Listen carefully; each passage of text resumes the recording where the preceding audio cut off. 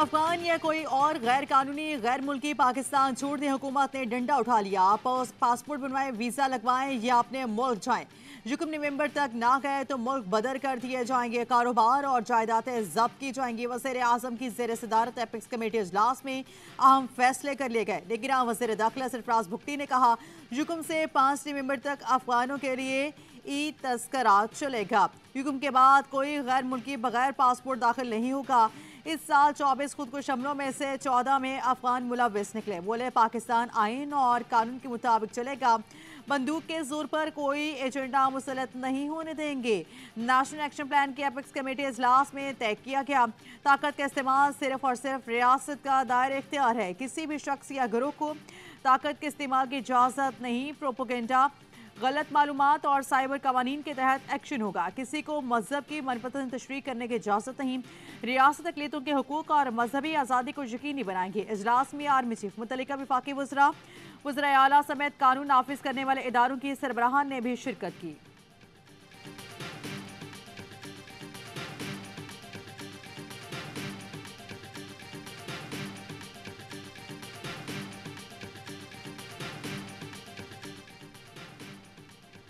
पाकिस्तान के पास आगे बढ़ने का वाहिद रास्ता मुत्तहिद होकर चैलेंज का सामना करना है। आर्मी चीफ की एपेक्स कमेटी इजलास के आखिर में गुफ्तगू कहा, रियासत के रेट कायम करने के लिए हर हद तक जाएंगे।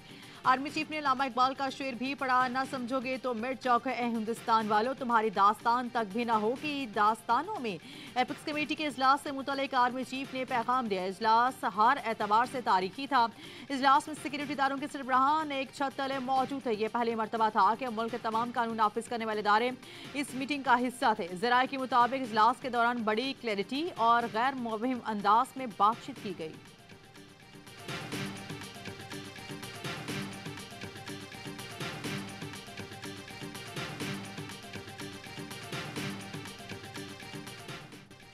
माशरा लगे तो सब हथियार फेंक देते हैं। पार्लिमान कुछ करे तो हल्फ याद आ जाता है। मार्शल लॉ के सामने भी सर उठाया करें, बोला करें, हम नहीं मानेंगे।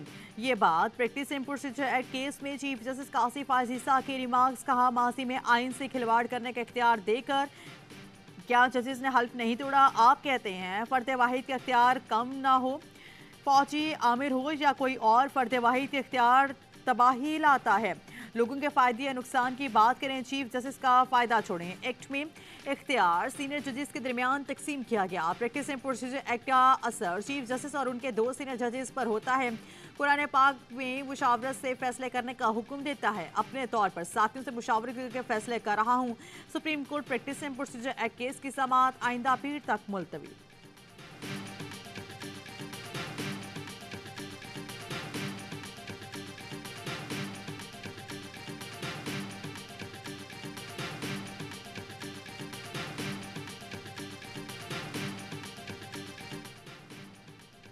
आइन का आर्टिकल 191 वाज़ेह तौर पर कहता है, सुप्रीम कोर्ट अपने रूल्स खुद बनाएगी। जस्टिस जासुल एहसन की रिमार्क्स, सवाल उठाया कि अगर पार्लियामेंट ये कानून बनाना चाहे कि 184(3) से मुतालिक मामलात के लिए बेंच बनाने और बेंचेस में जजेस की तादाद का तयन पार्लियामेंट करेगी। अगर उनके पास ये सलाहियत है तो फिर ये कानून क्यों नहीं बना सकते?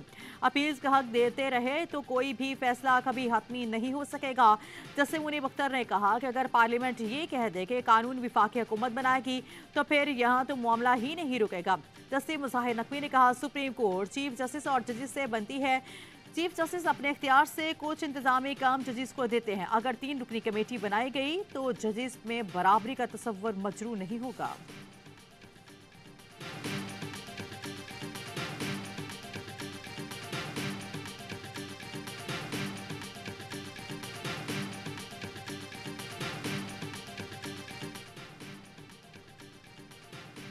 कानून का मकसद इंसाफ तक रसाई है तो फुल कोर्ट के खिलाफ अपील का हक क्यों नहीं हासिल होगा? क्या फुल कोर्ट के खिलाफ अपील का हक ना होना इंसाफ तक रसाई के मुनाफी नहीं?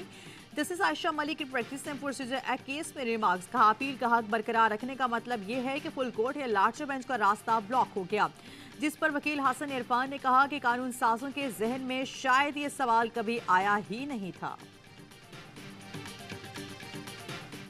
नवाज शरीफ चौथी बार वज़ीर आज़म बनने आ रहे हैं। PTI 5 साल पूरे करती तो मलबा उठाने वालों कोई ना होता। पीटीआई के वजूद से इनकार नहीं, कौम अपना फैसला सुनाएगी। लीगी रहनुमा ख्वाजा आसिफ कहते हैं 21 अक्टूबर को नवाज शरीफ जलसे से खिताब करेंगे, जिसके बाद तमाम शकूक और शुबह खत्म हो जाएंगे। हल्का बंदी मुकम्मल होने के बाद इंतखाबात जनवरी में होंगे। राना सनाउल्लाह कहते हैं नवाज शरीफ अदालत के सामने सरेंडर करेंगे। कानूनी टीम हिफाजती जमानत के लिए तैयारी कर रही है। साबिक वज़ीर दाखिला ने धमकी दी कि हमसे और हमारे कायद के साथ बुरा करने वालों को भूले नहीं, वक्त आने पर मामला तय करेंगे।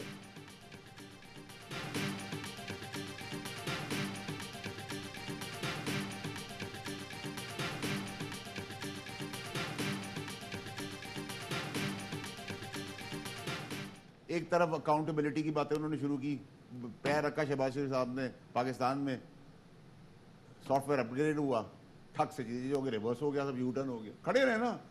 और भाई 13 जमातों की 13 लीडरशिप एक्सपायर्ड है, इनका माजी ना भूलें। इनको अभी थोड़ी सी प्रोविजन मिली, इन्होंने फिर फौज पर अटैक कर दिया। मियां साहब का सॉफ्टवेयर अपडेट हो गया, पता नहीं कैसा मुजरिम है जो 21 अक्टूबर को आएगा और हेलीकॉप्टर से मीनार पाकिस्तान चला जाएगा। एक्सपायर्ड लीडर हैं, थोड़ा सा मौका मिलता है तो इदारों पर हमले शुरू कर देते हैं। नवाज शरीफ, फजल रहमान और 13 जमातें क्या बात करती हैं, क्या भूल गए? फैसल वाडा कहते हैं पाकिस्तान में जमहूरियत का मतलब ये ही दो खानदान है। जिस बयानिए पर ये लोग वोट मांगते हैं वही आवाम को नहीं देते। क्या पाकिस्तान के पास इन 13 जमातों के अलावा कोई और पार्टी नहीं? जमहूरी मुल्क में अच्छे लोगों को लेकर आए।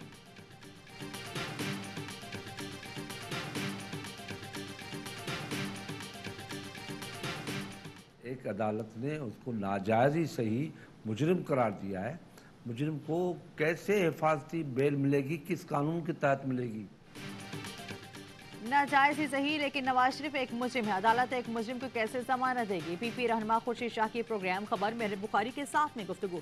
बोले अदालत ने नवाज शरीफ को गलत सजा दी होगी, लेकिन वो मुजरिम है। मियां साहब घबराए नहीं, हुकूमत बनाने के लिए वोट नहीं तो पीपी सपोर्ट करेगी। जनवरी के आखिरी हफ्ते में भी इलेक्शन ना हुए तो आगे ब्लैक कॉरिडोर है। अफसोस है जमहूरियत के लिए नून लीग और JUIF खामोश है। निगरान हुकूमत में 7 लोग नून लीग के बैठे हैं। कैसे लेवल प्लेइंग फील्ड है? ये लोग कमर जावेद बाजवा और साकिब निसार का कुछ नहीं कर सकते।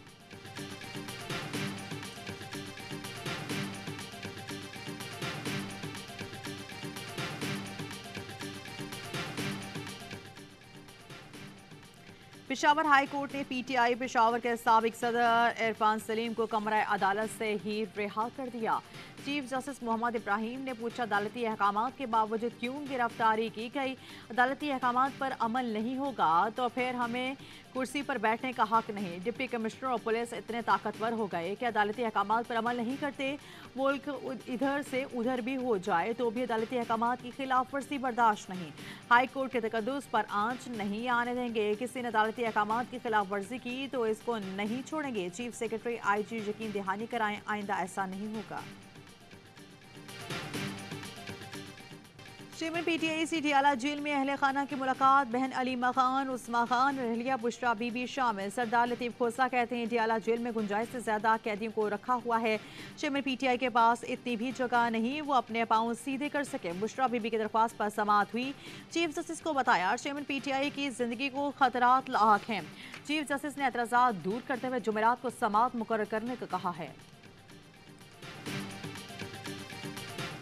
इमरान खान साहब की जो है जिंदगी को खतरा है। जेल में जितनी कैपेसिटी है उससे दोहरे से भी ज्यादा यहाँ प्रिजनर्स को रखा गया है। स्पेस इतनी भी नहीं है कि वो अपने पाँव अपने सीधे कर सकते। कल भी जो है मोहतरम इमरान खान साहब को उन्होंने उस सेल से निकाल के एक छोटे सेल में रख दिया है और बाहर बड़ा सख्त किस्म का एक पैरा लगा दिया है।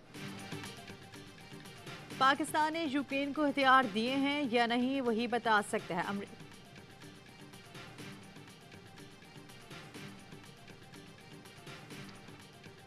चेयरमैन PTI से डीआला जेल में अहले खाना की मुलाकात। बहन अलीमा खान, उस्मा खान और रहलिया बुशरा बीबी शामिल। सरदार लतीफ खोसा कहते हैं डीआला जेल में गुंजाइश से ज्यादा कैदियों को रखा हुआ है। चेयरमैन PTI के पास इतनी भी जगह नहीं कि वो अपने पाँव सीधे कर सकें। बुशरा बीबी की दरख्वास्त पर समाअत हुई। चीफ जस्टिस को बताया चेयरमैन PTI की जिंदगी को खतरात लाहक हैं। चीफ जस्टिस ने एतराज़ात दूर करते हुए जुमेरात को समाअत मुकर्रर करने का कहा है। पाकिस्तान ने यूक्रेन को हथियार दिए हैं या नहीं वही बता सकता है। अमेरिकी नेशनल सिक्योरिटी काउंसिल के तर्जुमान जॉन कर्बी ने कहा है कि ममालिक यूक्रेन की मदद करने पर अवामी तवज्जो नहीं चाहते। एक सवाल पर जॉन कर्बी ने कहा चेयरमैन पीटीआई के लिए व्हाइट हाउस के बाहर पाकिस्तानियों के मुजाहरे से अमेरिका का कोई ताल्लुक नहीं। चेयरमैन पीटीआई का मामला पाकिस्तान का दाखिली मामला है। अमेरिका ने खालिस्तान तहरीक को इजहार राय की आज़ादी का मामला करार दे दिया। महकमा खारजा के नायब तर्जुमान विराज पटेल ने कहा हम खालिस्तान के गैर सरकारी रेफरेंडम पर तबसरा नहीं करेंगे।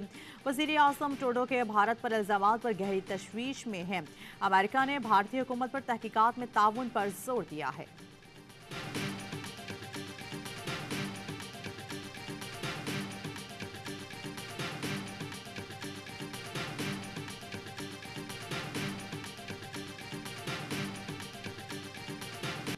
और ग्रीन शर्ट्स को दूसरे वार्म मैच में 14 रन से शिकस्त। 352 रन हदफ के ताक़ुब में पूरी टीम 48वें ओवर में 337 रन बनाकर आउट हो गए। बाबर आजम 90 रन पर रिटायर्ड। इफ्तिखार अहमद के 83 रन, मोहम्मद नवाज के 50, फ़खर जमान, इमामुल हक और अब्दुल्ला शफीक बड़ा स्कोर न कर सके।